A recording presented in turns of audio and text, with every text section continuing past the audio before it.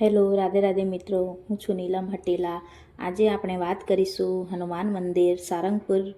હા મિત્રો, હનુમાનજીનું મંદિર તો ઘણા જોયા હશે, પણ આ મંદિરનો ઇતિહાસ જાણીશું। મિત્રો, ભાવનગર જિલ્લાથી 82 કિલોમીટર દૂરી પર કષ્ટભંજન હનુમાન મંદિર આવેલું છે। આ મંદિર ચમત્કારી મંદિર ભક્તો માટે એક કલ્યાણકારી છે। આવનાર ભક્તોને ભૂત પ્રેત યા મલિન આત્મા, તાંત્રિક વિદ્યા, કાલા જાદુ કાંઈ પણ રીતે પીડાતા હોય તો આ મંદિર ભક્તો માટે વરદાન છે।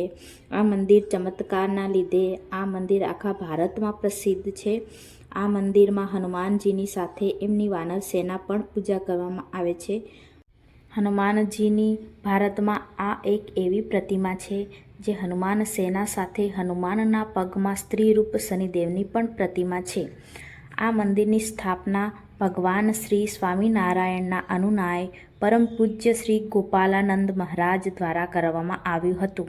હનુમાનજી બધાના ભક્તોના કષ્ટ દૂર કરે છે, એટલે આ મંદિરનું નામ કષ્ટભંજન મંદિર તરીકે ઓળખવામાં આવે છે। અને દોસ્તો, એવું પણ કહેવામાં આવે છે કે શનિદેવનો પ્રકોપ ઘણો વધી ગયો હતો, ત્યારે ભક્તોએ હનુમાનજીને પ્રાર્થના કરી હતી। ત્યારે હનુમાનજીએ દંડ દેવાનું નક્કી કર્યું હતું। ત્યારે શનિદેવને ખબર પડી આ વાતની, તો શનિદેવ ડરી ગયા।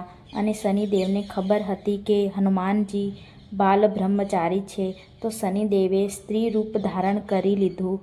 શનિદેવને ખબર હતી કે હનુમાનજી સ્ત્રી ઉપર હાથ નહીં ઉપાડે, તો શનિદેવ હનુમાનજીની આગળ જઈને પગોમાં પડીને માફી માંગવા લાગ્યા।